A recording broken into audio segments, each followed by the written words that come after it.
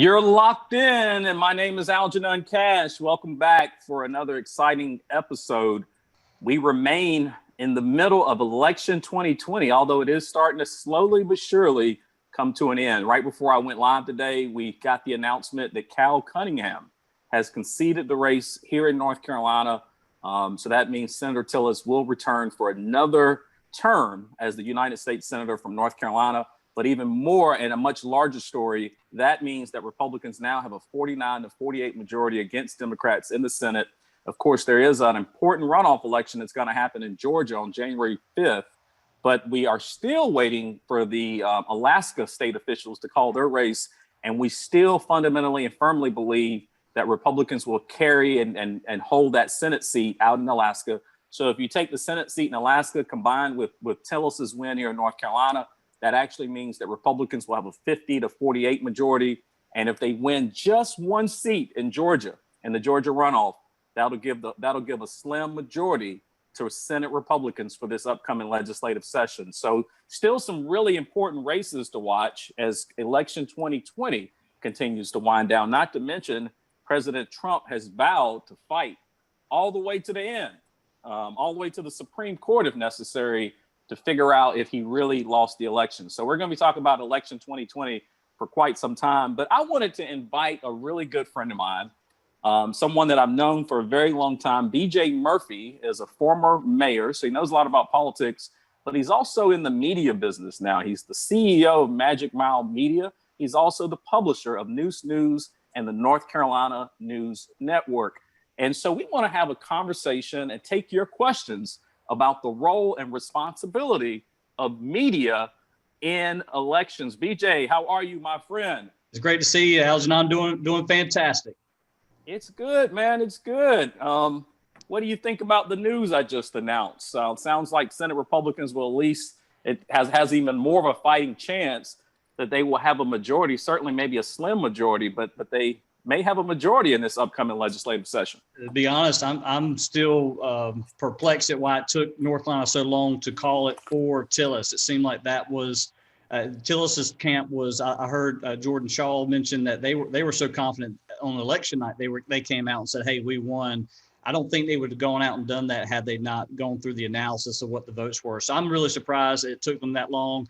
But it really does show with the Alaska probably heading towards a Republican victory that the race in Georgia is the battleground for the heart and soul of this, not still from the Biden campaign, but the heart and soul of our country, because the question is, will our country want some real checks and balances to government, or do we really want the Biden-Harris administration to push through their entire agenda with very little pushback?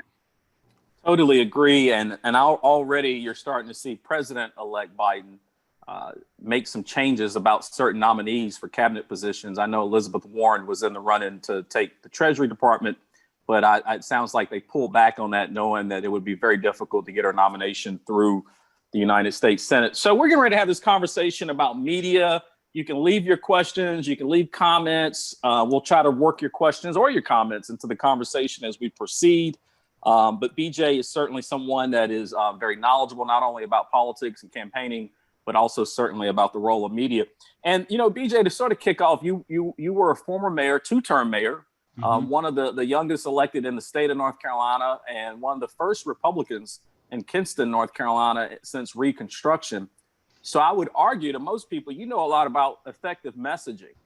Can you talk about how effective messaging plays into campaigning? Well, I can tell you that as a mayor who grew up as social media started to blossom, that was where I took a lot of my message, because there were a lot of times where I'd go to our local newspaper or the three major networks in our area and say, "Hey, this is a really good story. Hey, this is a really good story." That a lot of times it didn't necessarily fit their workflow, or they didn't think it was worthy of the 30 seconds on air or front page of the paper. So I took the social media to make sure my message got out. And over the time, that really meant that I grew a fairly decent following for my backyard. But messaging on issues such as crisis management, on major issues affecting people's everyday lives, whether that is whether or not we wear a mask, whether that is we're going to be in school as K-5 or a couple days a week, or we're going to allow bars or restaurants opening. I mean, all that comes into messaging. And one critique on this past election with messaging across the state. I know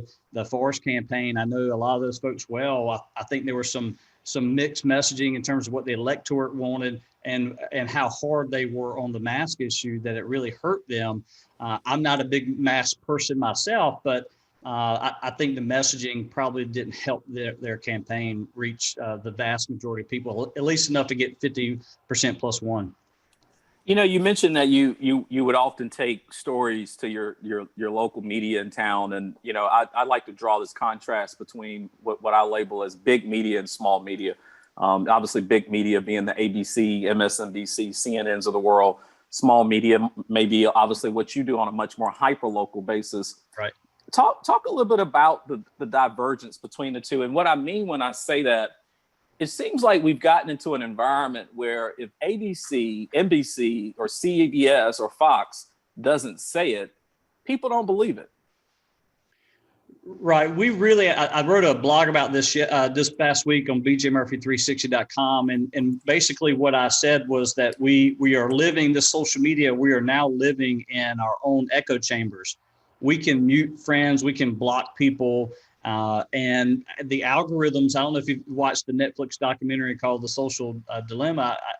It was amazing how well they did a good job of pointing out all the flaws in our system. They didn't do a really good job on pointing out ways to fix it, besides just changing our behavior. But we really found ways to communicate with people that we like, know, and trust. But we've done a completely awful job of finding ways to listen to people who have a different point of view. And I think that gets lost in the translation of messaging on social media. And I'm a big fan that if you're a leader or you want to push an initiative or you've got an interest that you want to make sure the word gets out about it, that you need to communicate that in as many methods as you possibly can, whether that is Twitter, Facebook, LinkedIn, Instagram, TikTok, the new one, Parler, you name it, Zoom, doing a video like we're doing Facebook Live, going to the radio. Put your message out there, because otherwise you can't leave it to one platform to do it for you. I like the fact that you brought up Parler. You and I've we've traded some text messages offline. I've had some questions about it. And I think how much of a fan I am of social media. Right. I'm not a huge fan of social media, despite the fact I use it so often and so frequently. Well, I hate politics, and here I am.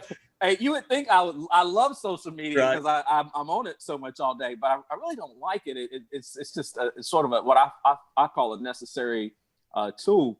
But I've been getting all these invites to join Parler, and it seems like a lot of the conservatives after the election are rushing to join Parler. My concern, and I want to get your reaction to this, my concern is that you do create that echo chamber that you just described. And one of the things that I do take value in with my Facebook audience, they don't always agree with me, but I get to hear a lot of different reactions, and I get to see what people feel and think all across the spectrum. How dangerous is it for conservatives to totally migrate to a platform where they don't hear that other voice? The truth is, I really don't blame them.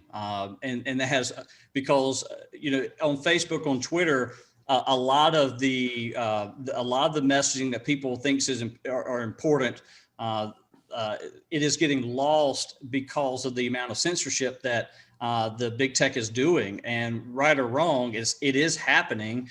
And so Parler was actually the reason why they're growing in millions of subscribers over the past week. The reason why it's happening is because they have said, hey, look, we're not going to censor the way the other big tech companies are doing. So whether you like it or not, that's a big reason why it's happening. So if conservatives feel like they can't go to a platform, Twitter or Facebook, and have their messaging heard, then they're going to take it somewhere else. But you're right. The exact opposite is going to happen. Now the other platforms are going to be, there's going to be less balance on the platforms. And so those platforms are going to become more left-leaning or liberal in their calls. And you're going to have this one platform that may or may not exist in 3 years. I think it is a testament to how social media really just exposes people for who they are. And if people aren't willing to listen, then it's reflecting in how what's happening on social media. I've got some very good friends who are very vitriolic in how they think about conservative ideals. And I'm like, you know what? We still break bread together. We still eat dinner together. And I don't think I'm that bad of a guy. And so whether I choose to join Parler or have a conversation on Twitter, doesn't make me someone who hates people or wants to burn people at a stake. I think people are just so into this keyboard warrior mentality that they just think that just because you want to do something or not do something, you're either good or evil. And I think there is a little bit of use your common sense that needs to take place. Yeah, and I think there's a significant risk when conservatives concede the battleground, so to say. So and I think you make a great point. If conservatives rush off the traditional platforms like a Facebook to go to Parler, we're conceding the battleground. We're conceding the message. And to some degree, BJ, I feel like if you look at media at large, if you look at academia, a lot of times conservatives complain that these spaces are dominated by liberals. But so many years ago, we conceded the space. We decided not to play the game. And like anything else, as you have more liberal academia, more liberal media, more liberal journalists, people tend to hire other people that think and act and look like them. It's just a natural consequence. So now we're in this world where academia and media is somewhat dominated by liberals, but it was a conscious decision by conservatives to concede the battleground. Well, I mean, have you ever, let's use church as an analogy. I mean, church, Sunday mornings, people say is the most divisive time. That hour or two is the most divisive time in our country. And it's true. There are a lot of people who are Christians. They go to different churches. There are black churches. There are white churches. There are denominational churches. There are non-denominational churches. But the churches that, in my opinion, that survive and thrive are the churches who actually understand that the church is much more than the four walls of that building. So instead of doing an Easter egg roll just for their church, they're doing it for the whole community, or they're feeding the homeless, or they have an outreach mission. The churches that only are focused on their shut-ins and the people that are there and working on that, I mean, that's what's happening in our own niches and our own little cliques across the country. So the church is a great example of how the ones that are thriving, it's because they are reaching out. They're trying to minister to people who may not necessarily believe what they believe, but they're trying to show them that. And I think people just get exhausted, honestly, of these social media battles. It's very rare that you will see me in the comment section battling it out with somebody, because it's really difficult to try to convince somebody otherwise. So instead of me focusing my energy, my time in the comments of Algenon's feed or my feed or whatnot, you'll see me putting out my own original content, because that way I'm going to try to shape the narrative based on how I see it. Now, if you want to comment there, then we can go at it and have a logical, constructive dialogue. But I don't get caught up in those types of arguments on Facebook or Twitter.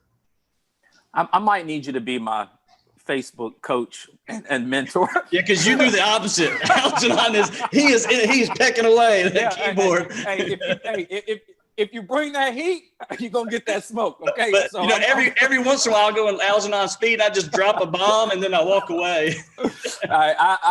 Sometimes I get so passionate about these things we believe in, and I do respond, but there are times when I think I do a better job of just sort of observing and listening, and then using some of that input to shape my other future posts. If you're just not joining us, you're locked in. I'm Algenon Cash. The other voice you hear with me today is BJ Murphy. Not only is BJ a personal friend, but he's the CEO of Magic Mile Media, also the publisher of the Neuse, the Neuse, and also the North Carolina News Network.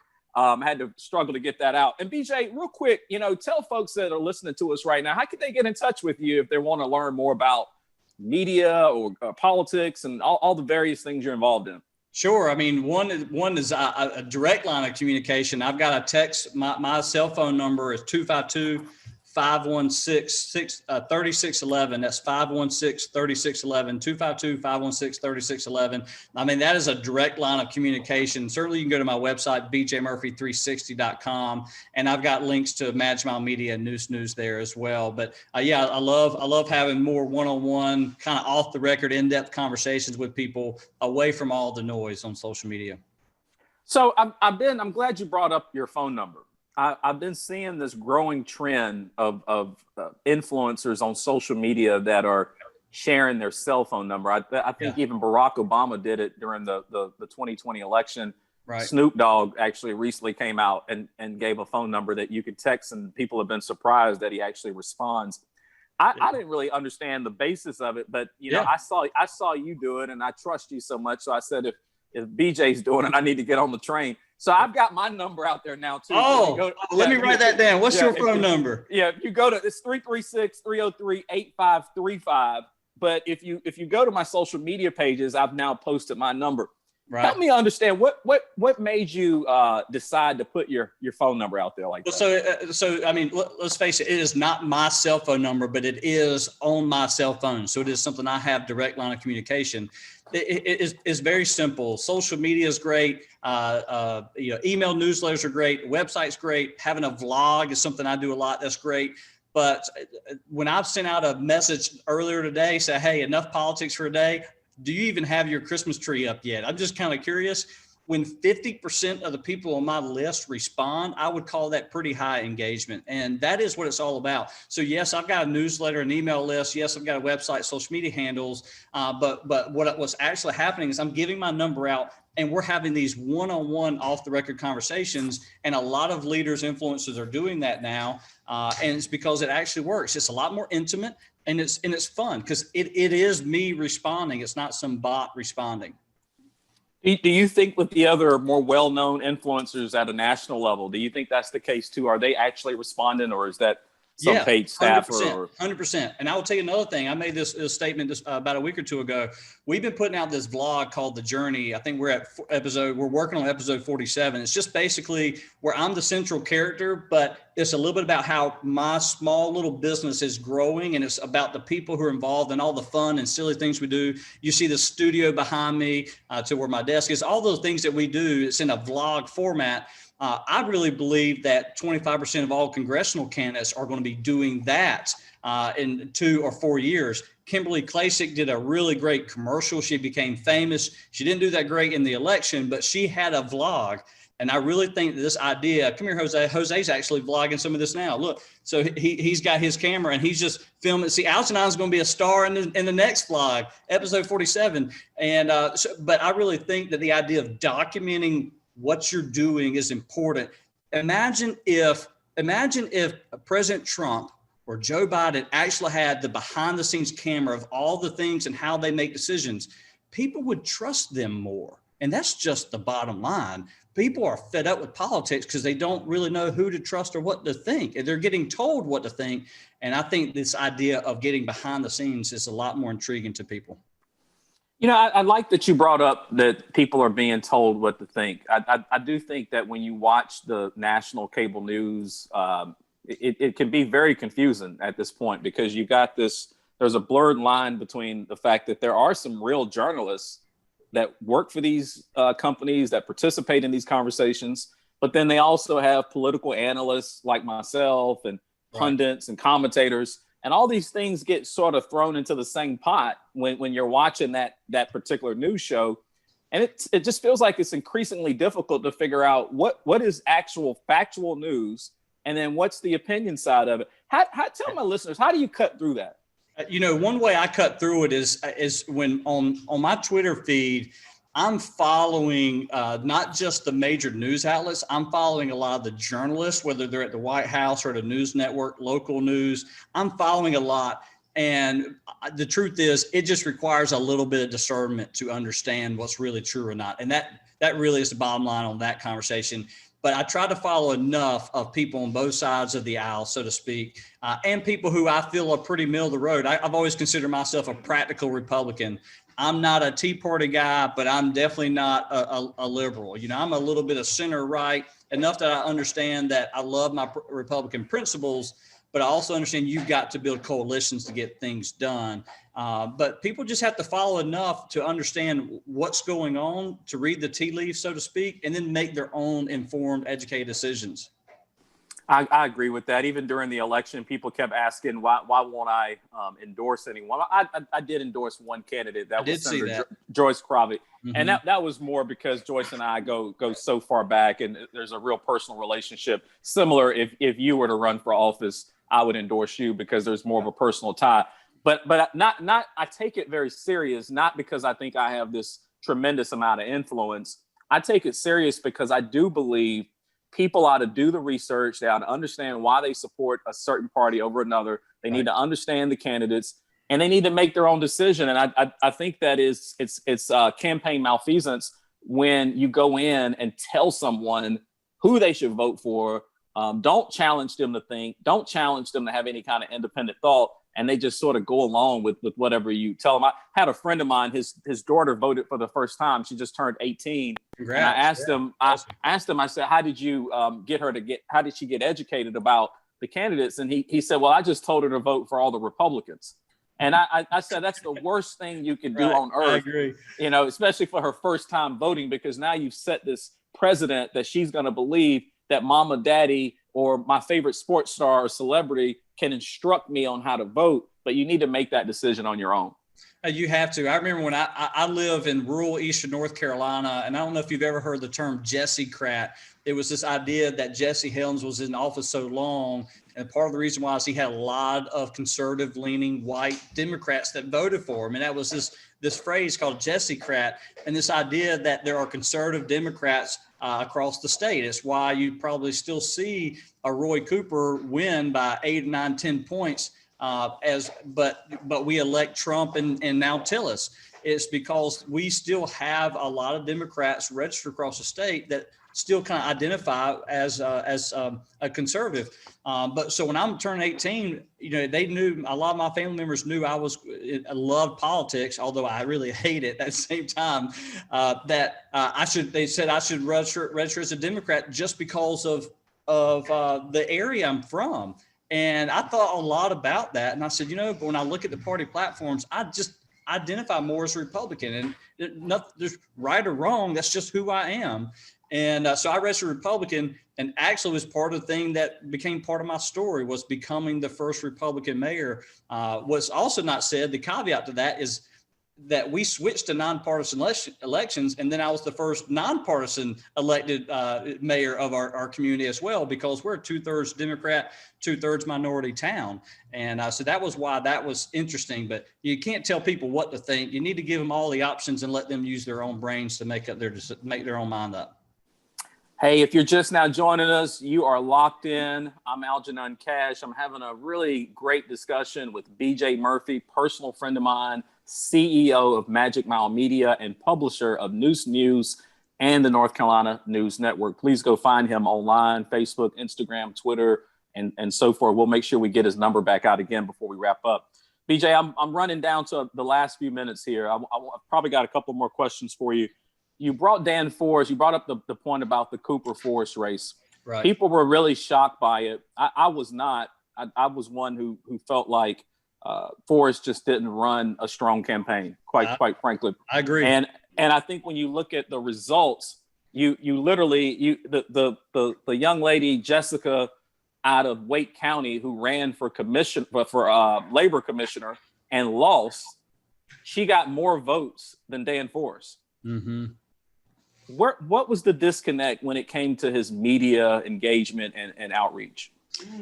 Yeah, that's a great question, because Dan Forest has got not only does he have a great team that he's surrounded by, but he's also really great with technology. I mean, he found a way to make the lieutenant governor's office more relevant to the voters than most lieutenant governors than I can remember. I mean, I can't remember but one of our last maybe 5 lieutenant governors. But Dan Forest is going to be a name that I'll remember for a while because he did a great job.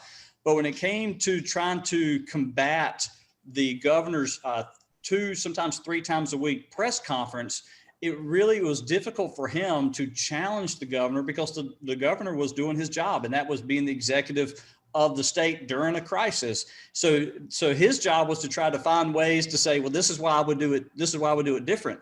I actually thought that Forrest had a great legal case on the some of the executive orders that the governor did based on our state's constitution. Why he lost it, I don't know, but I still think he had a great legal case. But besides that, most of it was splitting hairs and not enough to overcome the enormous popularity, so to speak, that Governor Cooper had, a name ID for sure, when it came to the electorate.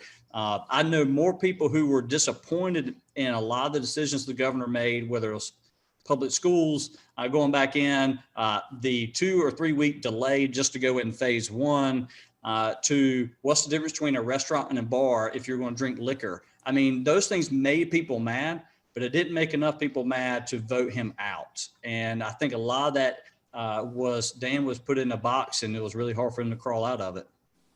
I would agree with all points and would add one. I think his minority engagement to Black voters, Hispanics, and so forth was just abysmal.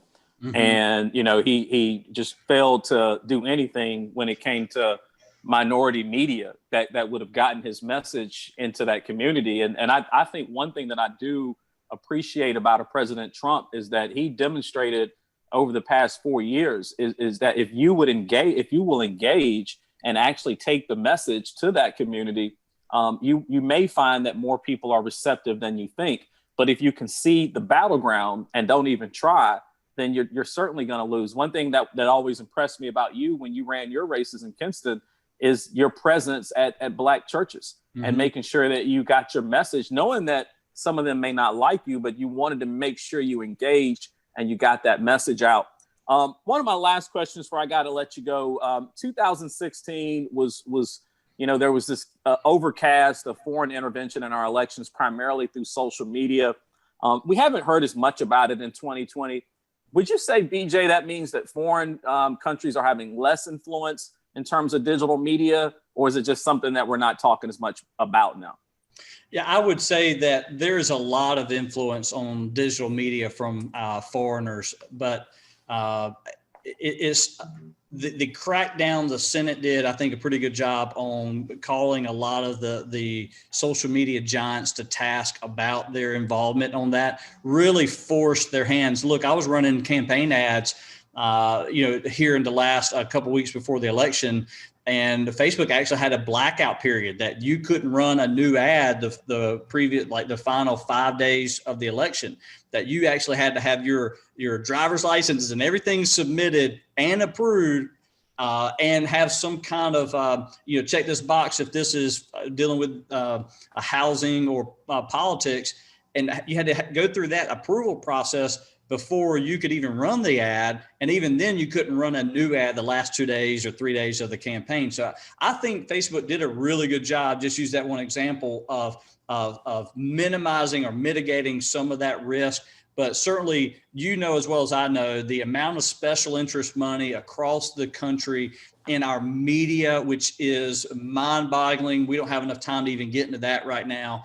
The amount of special interest money into our media and down into what I call a grass tops, people at the top finding ways to get people at the bottom to do stuff. So it looks like it's grassroots, would blow some people's minds, not really surprise others.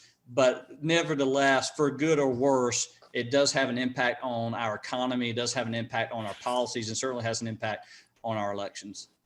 You spoke earlier about censorship amongst social media. And I understand they're trying to keep this foreign influence off of the platform, but are they crossing the line by actually censoring legitimate users? I think so. In fact, I wrote a blog about this. So if you go to my website, bjmurphy360.com, it was one of my last 2 or 3. It's got Kayleigh McEnany's picture on it because Twitter had just basically locked the press secretary for the most powerful person on the planet. They locked her out. The person who's responsible for speaking for the president, they locked her out of her account. And it's like, at what point, in my opinion, the government needs to step in to create the infrastructure that allows Facebook and Twitter to have similar rules on how they're going to regulate it. And if they don't, then it's always going to be up to Facebook and Twitter on how to regulate it. And the truth is, conservatives aren't going to like it. And that's just the bottom line, because they're run by people who tend to lean more on the liberal side of the issue. So there's not an easy fix on that. But I think the government needs to create the guidelines to help them all, because we want them to be successful. A lot of jobs at stake there, as well as great platforms that you and I are using right now. BJ, thank you for locking in with me. Let my audience know one last time how they can get in touch with you, where they can find you. BJMurphy360.com. All of my user handles on just about every social media platform is at BJMurphy360. And certainly you can send me a direct text. My phone number is 252-516-3611, 516-3611. Thank you so much for having me, Algenon. No, man, thank you for doing this. And to my followers, fans, supporters, if you're not a subscriber of the YouTube channel, you know what I'm getting ready to say. Go find me on YouTube, subscribe, and we've got content coming out there daily. If you like what you heard today, there's a little button on there that says like.